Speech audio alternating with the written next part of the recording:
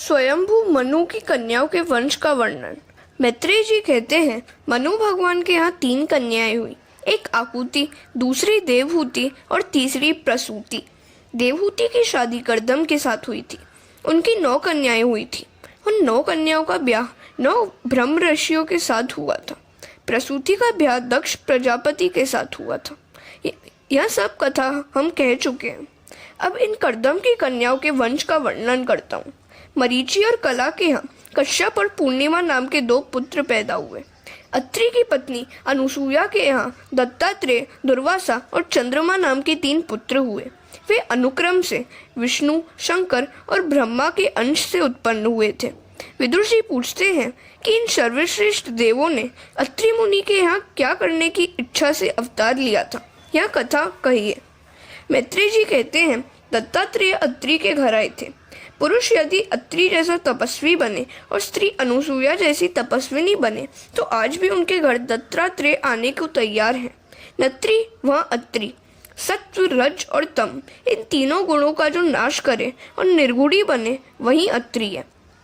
सत्व, रज और तम, इन तीनों गुणों में जीव मिल गया है। इन 3 गुणों से जीव को अलग होना है।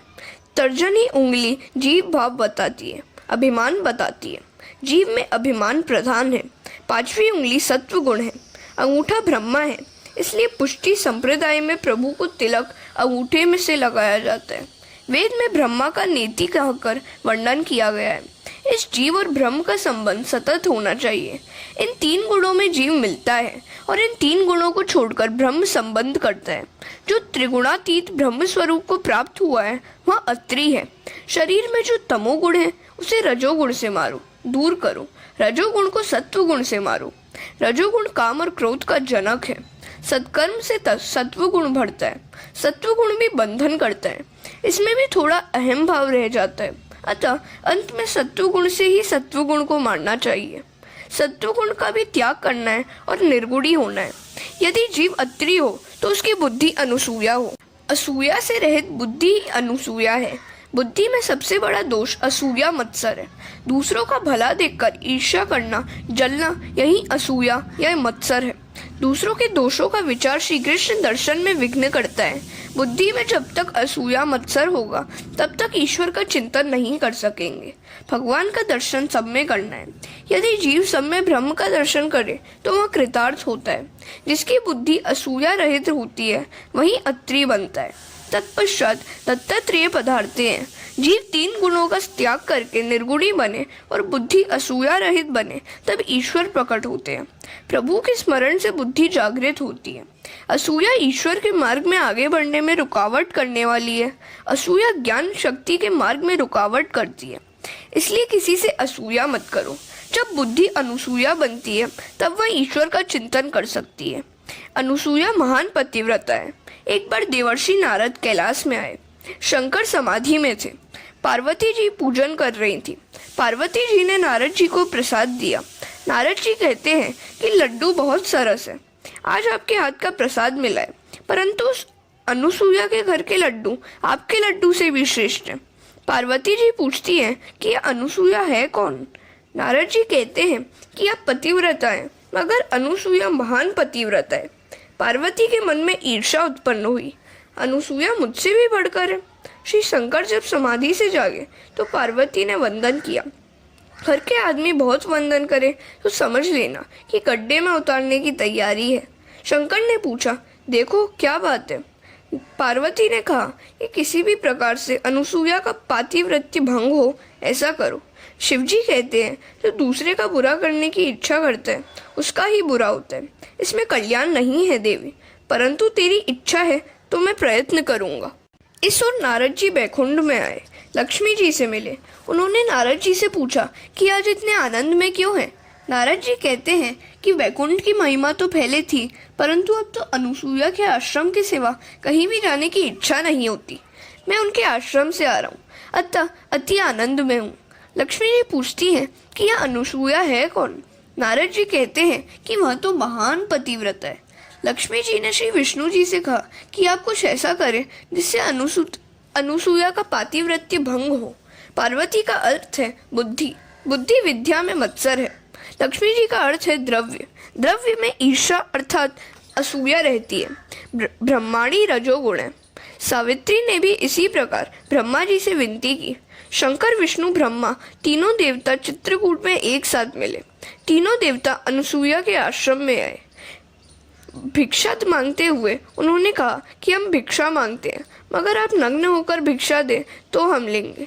अनुसूया सोचती है कि यदि नग्न होकर भिक्षा दूंगी तो मेरा पातिव्रत्य भंग होगा, और अगर भिक्षा नहीं दूं तो घर आंगन में आए हुए अतिथि वापस जाएंगे तो यह महापाप होगा, मुझे पाप लगेगा। प्रभु कहते हैं कि हमें नग्न होकर भिक्षा दो, अर्थात वे कहते हैं कि वैष्णव मुझे वासना रहित होकर भिक्षा दो। ईश्वर को वासना रहित होकर, निष्काम होकर सब कुछ अर्पण करना है। अनुसूया के मन में भी कोई वासना नहीं थी। सूक्ष्म वासना भी यदि मन में हो तो ये तीन देवता उसके पास नहीं आते। अनुसूया ने ध्यान किया और तीनों देवताओं पर पानी छिड़का। तीनों देव बालक बन गए। पतिव्रता में इतनी शक्ति होती है। पार्वती सोचती है कि शिवजी प्रातः काल के गए हैं, फिर भी अभी तक आए नहीं है। लक्ष्मी और सावित्री भी अपने अपने पतियों को खोजने निकली है। तीनों देवियां चित्रकूट में आई। इतने में नारद जी भी वहां आ पहुंचे और अनुष्ठान में बैठ गए। देवियों ने उनसे पूछा कि हमारे पति का कुछ समाचार जानते हो। नारद जी कहते हैं कि पहले यहाँ तो बताओ कि बड़ी कौन है, आप या अनुसूया। देवियां कहती हैं कि अनुसूया बड़ी है, परंतु हमारे पति हैं कहाँ। नारद जी ने कहा, सुना है कि आपके पति बालक बन गए हैं, वे अनुसूया के घर में मिलेंगे। दूसरों से असूया करने वालों को शांति नहीं मिलती। देवियां डरती हैं, सोचती हैं कि यदि हम वहां जाएं और अनुसूया यदि शाप दे तो। नारद जी कहते हैं कि आप भले मत्सर करें, परंतु अनुसूया मत्सर नहीं करेगी। अनुसूया तो आपको सद्भाव से देखेगी, आपके प्रति सद्भाव रखेगी। देवी आश्रम में आती हैं। अनुसूया ने देवताओं से अनेक प्रतिज्ञाएं करवाई हैं। आज से प्रतिज्ञा करो कि पतिव्रता को कभी कष्ट नहीं दोगे, जगत की किसी भी स्त्री को नहीं सताओगे। इतने में अत्रि ऋषि पधारते हैं। ये तीन बालक कौन हैं? अनुसूया कहती है कि ये मेरे तीन बालक हैं और ये तीन बालकों की स्त्रियां हैं। अत्रि ऋषि कहते हैं, देवी ऐसा न करो, ये तीन महान देवता हैं। इसके बाद जल छिड़का और तीनों देवता प्रकट हुए। तीनों देवता कहते हैं कि आपके आंगन में हम बालक होकर खेलते थे, वह सुख सदा के लिए आपको हम देंगे। इन तीनों देवताओं के तेज मिलकर दत्तात्रेय के रूप में प्रकट हुए। जब यह जीव कुछ मांगता नहीं है तब परमात्मा उसको अपने स्वरूप का दान करते हैं। मार्गदर्शन गुरु कृपा के बिना मिलता नहीं है। गुरु दत्तात्रेय मार्गदर्शन कराने वाले हैं, इसलिए उनका जन्म मार्गशीर्ष मास में हुआ। पहले अध्याय में कर्दम ऋषि की कन्याओं के वंश का वर्णन किया गया है। दक्ष प्रजापति और प्रसूति के यहाँ 16 कन्याएं हुई। उनमें से 13 उन्होंने धर्म को, एक अग्नि को, एक पितृगण को और 16वीं सती श्री शंकर जी को दी। धर्म की 13 पत्नियां कही गई हैं। उनके नाम हैं श्रद्धा, दया, मैत्री, शांति, पुष्टि, क्रिया, उन्नति, बुद्धि, मेधा, स्मृति, तितीक्षा, धृति और मूर्ति। धर्म के 13 ब्याह हुए हैं। इन 13 गुणों को जीवन में उतारने से धर्म जरूर फलता है। इन 13 गुणों के साथ ब्याह करोगे तो भगवान मिलेंगे। धर्म की पहली पत्नी है श्रद्धा। ईश्वर में श्रद्धा रखो। धर्म की प्रत्येक क्रिया श्रद्धा से करो। श्रद्धा दृढ़ होनी चाहिए। एक दिन नामदेव जी के पिताजी को कहीं बाहर जाने का प्रसंग आया। नामदेव जी उस समय छोटी उम्र के थे। घर में देव पूजा रखी हुई थी। उस पूजा का काम नामदेव को सौंप दिया गया। पिताजी ने नामदेव को पूजा की विधि समझा दी। उसी तरह नामदेव जी भगवान को दूध के प्रसाद का भोग धरते हैं। भगवान दूध पीते नहीं है।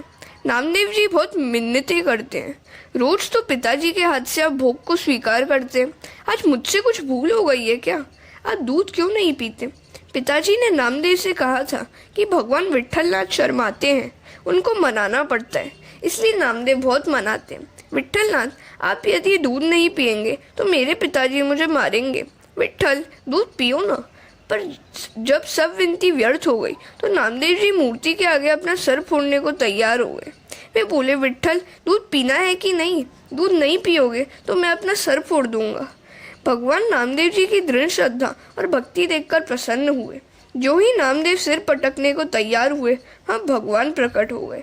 भगवान ने दूध का कटोरा ले लिया और दूध पीने लगे। 5 वर्ष के नामदेव भगवान को दूध पिलाते हैं। जब नामदेव को लगा कि भगवान विट्ठलनाथ सारा दूध पी जाएंगे तो उन्होंने प्रभु को जोर से आवाज़ दी, विट्ठल तुम सारा दूध पिए जा रहे हो, क्या मुझे प्रसादी नहीं दोगे?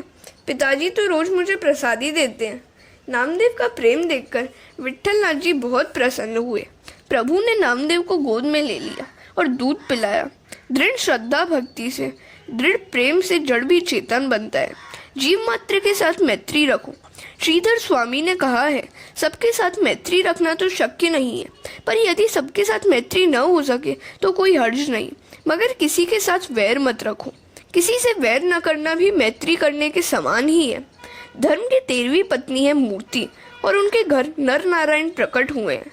नारायण के माता पिता मूर्ति और धर्म है। मूर्ति में प्रेम रखो। जो मूर्ति को माता और धर्म को पिता मानेंगे उनके यहाँ नारायण का जन्म होगा। बद्री नारायण भगवान साल में एक बार मूर्ति देवी से मिलने के लिए आते हैं। धर्म पिता है और मूर्ति माता है। यदि धर्म का बराबर पालन करोगे तो तुम्हारे घर नारायण प्रकट होंगे। हरे कृष्ण।